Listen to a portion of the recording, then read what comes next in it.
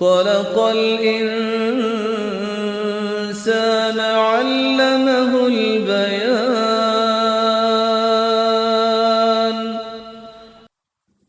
نحمده ونصلي على رسوله الكريم، اما بعد، فاعوذ بالله من الشيطان الرجيم. بسم الله الرحمن الرحيم. رب اشرح لي صدري ويسر لي امري واحلل عقدة من لساني يفقهوا قولي. ترجمہ: وَإِذَا، اور جب، قیل لہو، کہا جاتا ہے واسطے اس کے، اتق اللہ، ڈرو اللہ سے، اخذتہ، پکڑ لیتی ہے اس کو، ابھارتی ہے اس کو، العزت، عزت، بالاسم،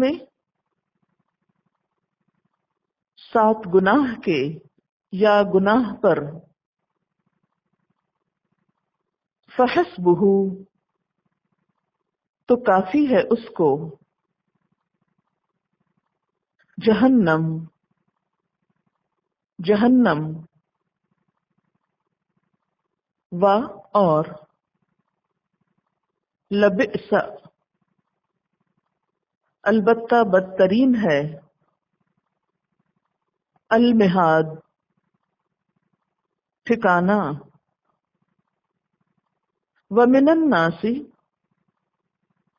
اور لوگوں میں سے، من، جو، یشری، بیچتا ہے، فروخت کر دیتا ہے، نفسہ،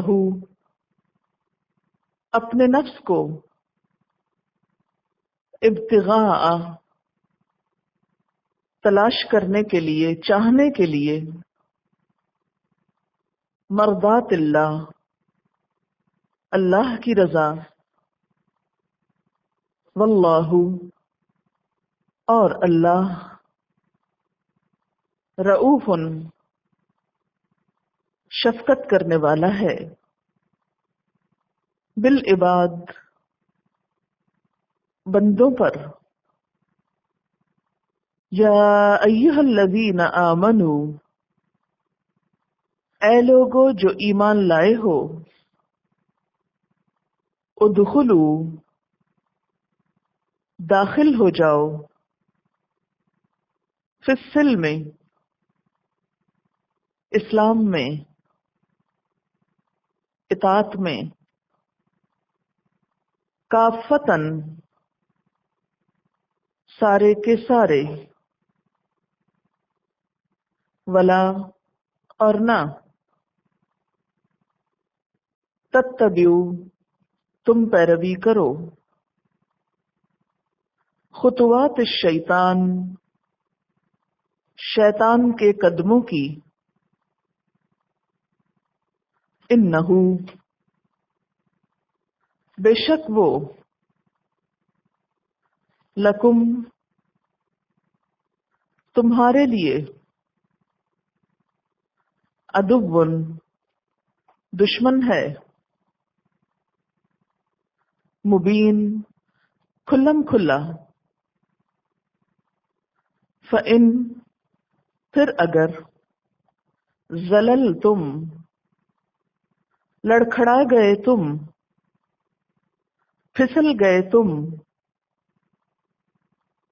من بعد ما، اس کے بعد جو، جاءتکم، آئیں تمہارے پاس، البینات، روشن نشانیاں، فاعلموا، تو جان لو،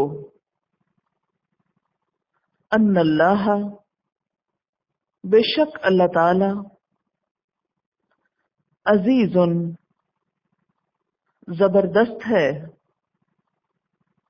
حکیم حکمت والا ہے، حل نہیں، ینظرون وہ دیکھ رہے، انتظار کر رہے، الا مگر، ان کہ یأتیہم اللہ آ جائے ان کے پاس اللہ، فی ظلل سائبانوں میں، من الغمام بادلوں سے، والملائکۃ اور فرشتے، بریکٹ میں لکھیے آ جائیں، و اور، قدیہ چکا دیا جائے، پورا کر دیا جائے، الامر معاملہ، فیصلہ، وإلی اللہ اور طرف اللہ کے، ترجع لوٹائے جائیں گے، الامور سارے معاملات، سارے کام، سل پوچھئے، بنی اسرائیل بنی اسرائیل سے، کم کتنی، آتیناہم دی ہم نے ان کو، من آیت بینۃ روشن نشانیوں میں سے، ومن اور جو کوئی، یبدل بدل دیتا ہے، نعمت اللہ اللہ کی نعمت کو، من بعد ما بعد اس کے جو، جاءتہ آ گئی اس کے پاس، فإن اللہ تو بے شک اللہ تعالی، شدید العقاب سخت سزا والا ہے، زینا خوبصورت بنا دی گئی، زینت دی گئی، للذین ان لوگوں کے لیے، کفروا جنہوں نے کفر کیا، الحیات الدنیا دنیا کی زندگی، ویسخرون اور وہ تمسخر کرتے ہیں، مذاق اڑاتے ہیں، من الذین آمنوا ان لوگوں سے جو ایمان لائے، والذین اور وہ لوگ، اتقوا جنہوں نے تقوی کیا، فوقہم ان کے اوپر ہوں گے، یوم القیامہ قیامت کے دن، واللہ اور اللہ، یرزق رزق دیتا ہے، من یشاء جس کو چاہتا ہے، بغیر حساب بغیر حساب کے۔ تفسیر وَإِذَا قِيلَ لَهُ اتَّقِ اللَّهَ اور جب اس کو کہا جاتا ہے اللہ سے ڈرو، فساد چھوڑ دو، جھگڑا چھوڑ دو، منافقت چھوڑ دو، تو بجائے اس کے کہ وہ بات مانے، اپنی غلطی کا اعتراف کرے، وہ کیا کرتا ہے؟ اخذتہ العزت بالاسم، وہ اپنی غلطی پہ اڑ جاتا ہے اور وہ گناہ پہ جمع رہتا ہے، جھکتا نہیں، غلطی کا اعتراف نہیں کرتا۔ فحسبہ جہنم، ایسے شخص کے لیے جہنم ہی کافی ہے، کیونکہ جس شخص پر حق واضح ہو جائے اور پھر بھی وہ اپنی غلطی کو نہ مانے، حق کو قبول نہ کرے، تو ایسے شخص کا ٹھکانہ پھر جہنم ہی ہوا کرتا ہے۔ حضرت ابن مسعود سے روایت ہے کہ اکبر الذنب عند اللہ، اللہ کے نزدیک گناہوں میں سب سے بڑا گناہ یہ ہے ان یقال للعبد، کہ کسی بندے سے یہ کہا جائے اتق اللہ، اللہ سے ڈرو، فیقول، تو وہ کہے علیک بنفسک، تم اپنی خبر لو، مائنڈ یور اون بزنس، اپنا کام کرو، اپنی نصیحتیں اپنے پاس رکھو۔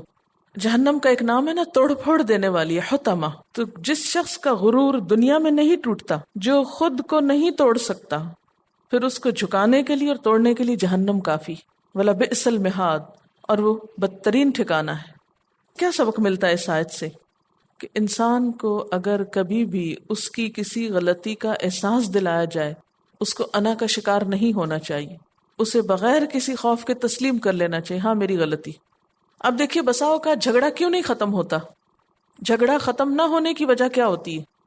فساد کی وجہ کیا ہوتی ہے؟ ضد ہوتی۔ کوئی بھی شخص اپنی غلطی ماننے کو تیار نہیں ہوتا، اس لیے وہ جھگڑا اور فساد بڑھتا چلا جاتا ہے۔ تو ایسے لوگوں کے لیے دنیا میں فساد پیدا کریں، ان کی خبر پھر جہنم سے لی جائے گی، کیونکہ انہوں نے اپنا جینا بھی حرام کیا اور دوسروں کا بھی۔ اب ایک دوسرا کردار ہے، وَمِنَ النَّاسِ، اور لوگوں میں سے، مَن یشری نفسہ ابتغاء مرضات اللہ، جو بیچ ڈالتا ہے اپنے نفس کو اللہ کی رضا چاہنے کے لیے، واللہ رؤوف بالعباد، اور اللہ اپنے بندوں پر شفقت کرنے والا ہے۔ اب یہاں بھی الناس کی بات ہوئی ہے نا، اس سے مراد ابتدائی طور پر تو مدینہ کے مسلمان ہوں گے، اور پھر اس کے بعد تمام لوگ اس میں شامل ہیں، چاہے وہ اس سے پہلے ہوں یا اس کے بعد ہوں۔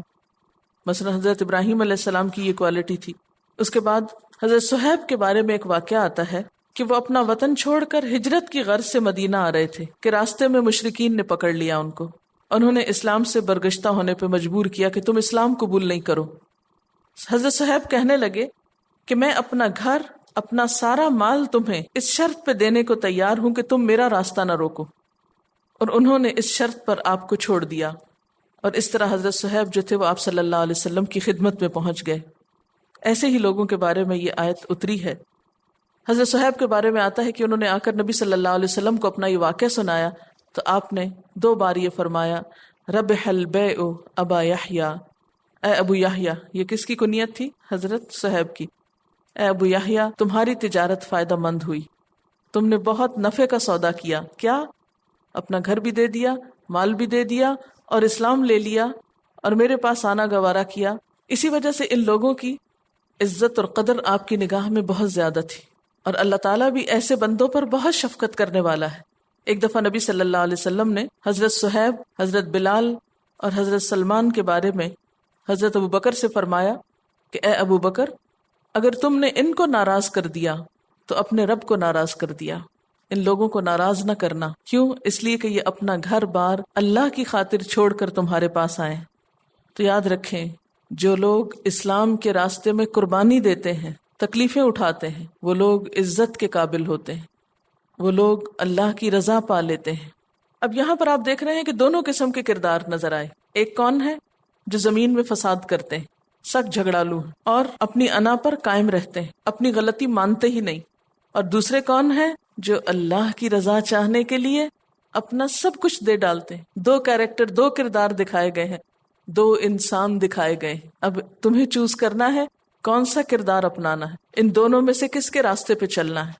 پھر فرمایا، یا ایھا الذین آمنوا، اے لوگو جو ایمان لائے ہو، ادخلوا فی السلم کافہ، داخل ہو جاؤ اسلام میں پورے کے پورے۔ سلم کا معنی ہوتا ہے اطاعت، ایک اور معنی ہوتا ہے صلح، اور سلم کا معنی اسلام بھی کیا جاتا ہے۔ اصل بات یہ ہے کہ اسلام نام ہی اطاعت کا ہے، تو جمہور صحابہ اور تابعین کے نزدیک سلم کا معنی یہاں اسلام ہے اور اطاعت۔ اے لوگو جو ایمان لا چکے ہو، اب اسلام میں پورے کے پورے آ جاؤ۔ لا الہ الا اللہ کہہ دیا ہے، اب کیا کرو؟ اسلام میں پورے آ جاؤ۔ ایسا نہیں کہ آدھے باہر آدھے اندر. یہ کافتن کا لفظ کیا ہے؟ کسی معاملے کے تمام پہلوؤں کے لیے آتا ہے. یعنی اسلام کو ایک مکمل ضابطۂ حیات کے طور پر لو، محض وقتی، جذباتی، ظاہری طور پر نہیں اسلام قبول کرنا کہ کسی فائدے کی خاطر اسلام قبول کر لیا یا کسی کی باتوں میں آ کے قبول کر لیا. نہیں، اسے پورے شعور کے ساتھ، پورے جذبے کے ساتھ، یعنی پوری طرح سرنڈر کر کے اپنے آپ کو، پوری سبمیشن کے ساتھ اپنے آپ کو اسلام میں داخل کرو. ایسا نہ ہو کہ اسلام کے بعض احکام تو قبول کر لو اور بعض احکام چھوڑ دو. اللہ تعالیٰ کا ہر حکم دل و جان سے لینا ہے، خواہ عقائد ہوں، عبادات ہوں، معاملات ہوں، معاشرت ہو، معیشت ہو، حکومت ہو، سیاست ہو، ہر چیز میں اللہ کی بات. یہ نہیں کہ ذاتی زندگی میں تو نماز روزہ کرو، تجارت میں جا کے حرام کام کرو، پھر اسی طرح دل، دماغ، زبان، ہاتھ، پاؤں، ہر چیز کے ساتھ اسلام میں داخل ہو. یہ نہیں کہ تمہاری زبان تو لا الہ الا اللہ پڑھتی ہو اور تمہارے دل میں کوئی اور بت سجا ہوا ہو، اللہ سے بڑھ کر کسی اور کی محبت ہو. ایسا نہ ہو. پھر اسی طرح پورے کے پورے اسلام میں داخل ہو جاؤ، یعنی اسلام کے علاوہ جو دوسرے نظریات اور ازم ہیں ان کو نگیٹ کرو. باقی رسومات اور خرافات اور بدعات اور شرک، ان تمام چیزوں کو ایک طرف چھوڑ دو. صرف خالص اور پیور اور اچھی چیز لو. اسلام کو بدنما مت کرو. جو چیز جہاں ہے جیسی ہے ویسے ہی رہنے دو اور اس کو ایک مکمل ضابطۂ حیات کے طور پر لو. آپ کی سوچ، آپ کا دیکھنا، آپ کا بولنا، آپ کا سننا، آپ کا چلنا، آپ کا پھرنا، اٹھنا، بیٹھنا، سونا، جاگنا، کھانا، پینا، ہر چیز کس کے مطابق ہو جائے؟ اللہ کی مرضی کے مطابق. کیونکہ یشری نفسہ ابتغاء مرضات اللہ. اللہ تعالیٰ کا پسندیدہ کون ہوتا ہے؟ جو اپنا آپ بیچ ڈالتا ہے اللہ کی رضا لینے کے لیے. جب ہم پورے کے پورے اسلام میں داخل ہوتے ہیں تو اس کا کیا مطلب ہے؟ ہمارا ہر ایکشن، ہمارا لین دین، ہمارے شادی بیاہ، ہمارا مرنا جینا، سب کچھ اللہ کے لیے ہو جائے. کیونکہ سودا جو چکا لیا. جب آپ قیمت لے رہے ہیں پوری، تو پھر دیں گے بھی تو پورا پورا نا. جب کوئی چیز بیچ کے اس پہ کوئی قیمت لیتے ہیں آپ، تو جتنی قیمت لیتے ہیں اتنے حصے کی چیز دینی پڑتی ہے. اللہ کی رضا اس وقت ملتی ہے جب انسان اپنے آپ کو پورے کا پورا بیچ ڈالتا ہے.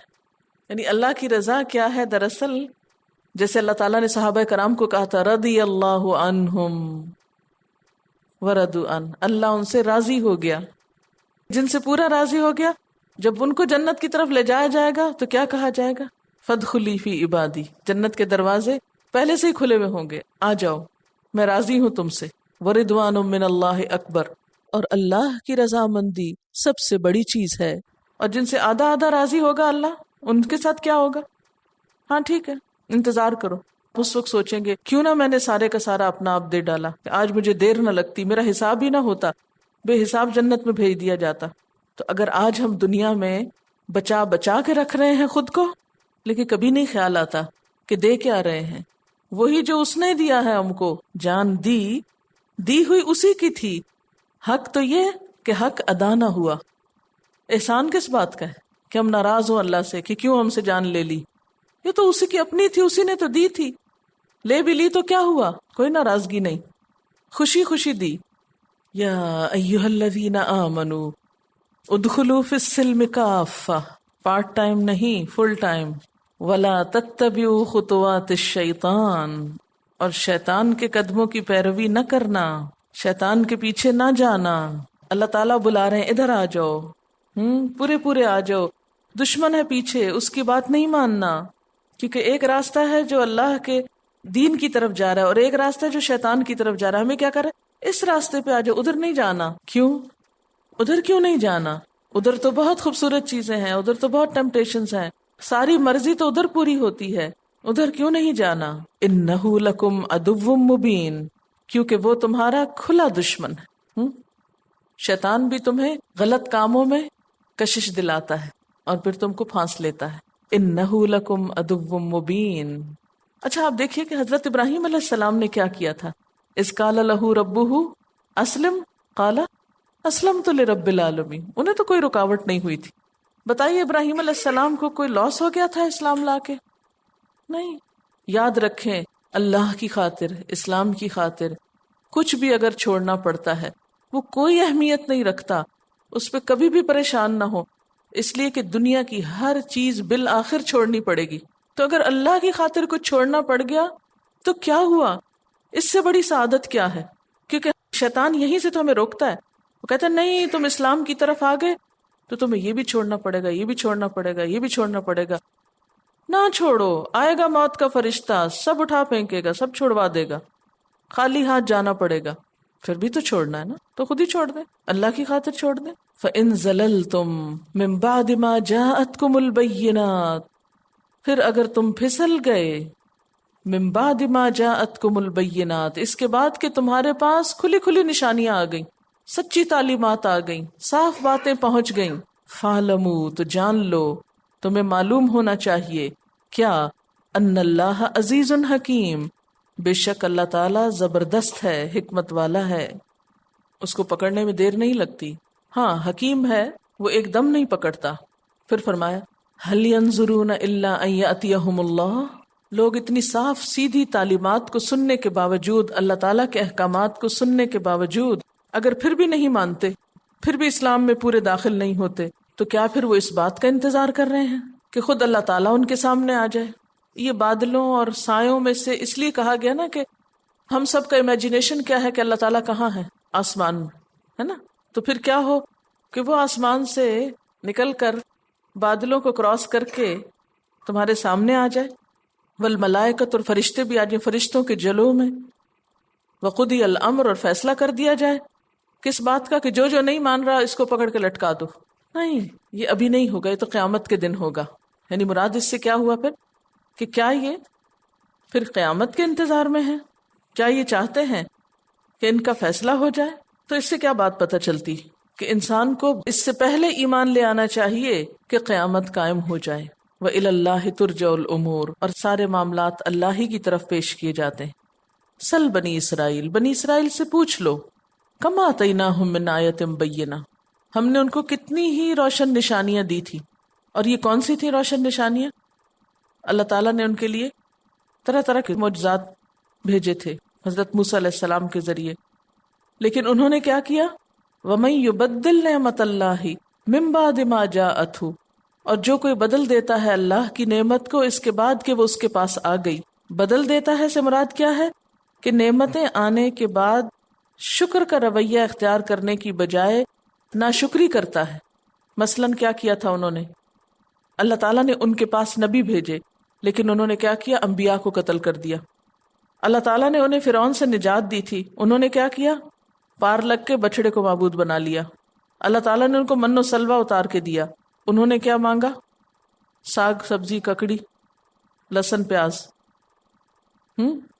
تو بنی اسرائیل نے بنیادی طور پر ایمان کی بجائے کفر کا رویہ اختیار کیا، شکر کی بجائے ناشکری کا رویہ اختیار کیا۔ اس پر اللہ تعالیٰ فرماتے ہیں وَمَن يُبَدِّلْ نِعْمَتَ اللَّهِ مِن بَعْدِ مَا جَاءَتْهُ، اور جو کوئی بدل دیتا ہے اللہ کی نعمت کو اس کے بعد کہ وہ اس کے پاس آئی، یعنی ناشکرا پن اختیار کرتا ہے، فَإِنَّ اللَّهَ شَدِيدُ الْعِقَابِ، تو بے شک اللہ تعالیٰ سخت سزا دینے والا ہے۔ بنی اسرائیل کو اللہ تعالیٰ نے کوئی سزا دی تھی؟ جی ہاں، ان سے امامت لے کر بنی اسماعیل کو دے دی تھی۔ اور کیا ہوا تھا ان کے ساتھ؟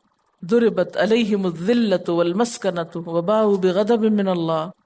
پھر فرمایا زین للذین کفروا الحیاۃ الدنیا، ان لوگوں کے لیے جنہوں نے کفر کیا دنیا کی زندگی خوبصورت بنا دی گئی، ان کے کفر کے باوجود انہیں دنیا میں بہت کچھ دے دیا گیا ہے۔ وَيَسْخَرُونَ مِنَ الَّذِينَ آمَنُوا، اس وجہ سے وہ کیا کرتے ہیں؟ ایمان والوں کا مذاق اڑاتے ہیں۔ ایمان والوں سے مذاق کیوں کرتے ہیں وہ؟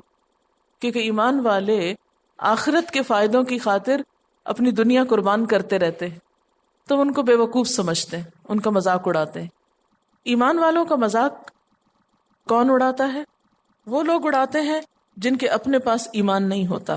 ایک شخص جس کے دل میں دنیا کی محبت ہوتی ہے، دنیا اس کو خوبصورت لگتی ہے، پہلے وہ کیا کرتا ہے؟ نعمتیں پا کر پھولنے لگتا ہے، ناشکری کرتا ہے، دین سے منہ موڑنے لگتا ہے، اور پھر آہستہ آہستہ دل اتنا سخت ہوا کہ جو لوگ دین پہ چلنے والے تھے، جو اللہ کی اطاعت کرنے والے تھے، ان پر اس نے ہنسنا شروع کر دیا، دین والوں کا مذاق اڑانا شروع کر دیا۔ وَيَسْخَرُونَ مِنَ الَّذِينَ آمَنُوا، اور وہ لوگ ایمان والوں کا مذاق اڑاتے ہیں، ان کو حقیر سمجھتے ہیں۔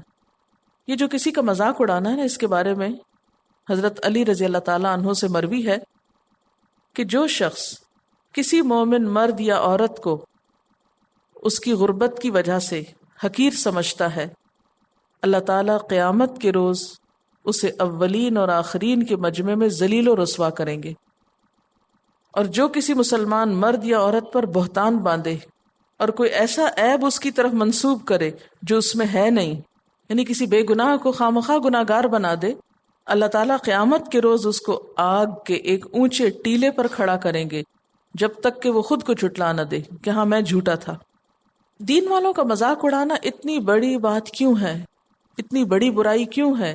اس لیے کہ مذاق اڑائے جانے کے خوف سے بہت سے لوگ دین کی طرف ہی نہیں آتے۔ لیکن قیامت کے دن یہ ساری سچویشن بدل جائے گی۔ آج جن کا دنیا میں مذاق اڑایا جا رہا ہے، قیامت کے دن ان کے درجے بلند ہوں گے اور دوسرے ذلیل و خوار ہوں گے۔ والذین اتقوا، اور وہ لوگ جنہوں نے تقوی کیا، فوقہم یوم القیامہ، ان کے اوپر ہوں گے قیامت کے دن۔ ان کن کے؟ جو آج مذاق اڑانے والے ہیں، ان سے اوپر ہوں گے۔ اب ایمان والوں کو تسلی دی جا رہی ہے نا، فکر نہ کرو، سین بدل جائے گا۔ آج تمہیں حقیر اور ذلیل سمجھا جا رہا ہے، آج تمہارا مذاق اڑایا جا رہا ہے کہ تمہارے پاس اتنی دنیا کیوں نہیں جتنی ان کے پاس ہے۔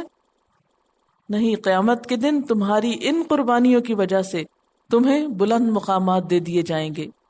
واللہ یرزق من یشاء بغیر حساب، اور جہاں تک رزق کا معاملہ ہے وہ تو اللہ جس کو چاہتا ہے بے حساب دیتا ہے۔ تو اس سے یہ بھی پتہ چلتا ہے کہ عام طور پر مذاق اڑانے کا سبب کیا ہوتا ہے؟ ایمان والوں کی غربت، فقر، پستی، بدحالی۔ اچھا، ایمان والے ہی غریب کیوں ہوتے ہیں عام طور پر؟ اور خاص طور پر نبی صلی اللہ علیہ وسلم کے زمانے میں صحابہ کرام جو تھے ان کی مالی حالت بہت خراب تھی۔ کیوں؟ اس لیے کہ جو کچھ ان کے پاس ہوتا تھا وہ دین کے راستے میں لگا دیتے تھے، اپنے لیے کچھ بچتا ہی نہیں تھا۔ تو فرمایا کہ یہ دنیا کا مال، اس کی وجہ سے تم کسی کی عزت کرو گے؟ آج آپ دیکھیں کہ کسی کی بھی عزت کا معیار کیا ہو گیا ہے؟ مال۔ کوئی نہیں دیکھتا کسی کے پاس علم کیا ہے یا اخلاق اور شرافت کیا ہے۔ آج لوگوں کو کس میں تولا جاتا ہے؟ مال میں، کہ ان کے پاس مال کتنا ہے۔ اگر کوئی بیوقوف سے بیوقوف شخص بھی مالدار ہو تو لوگ اس کو بھی ساتھ سلام کرتے ہیں۔ تو یہ کسی کی عزت کا معیار نہیں ہے، لیکن دنیا میں مال کی وجہ سے دوسروں کو عزت دی جاتی، حالانکہ کسی کے اخلاق کی وجہ سے دوسرے کی عزت کرنی چاہیے۔ عزت کی بنیاد تو تقویٰ ہے، دین ہے، لیکن ہمارے معیار بدل گئے۔ وآخر دعوانا ان الحمد للہ رب العالمین۔ سبحانک اللہم وبحمدک، اشہد ان لا الہ الا انت، استغفرک واتوب الیک۔ والسلام علیکم ورحمۃ اللہ وبرکاتہ۔ والسلام علیکم ورحمۃ اللہ وبرکاتہ۔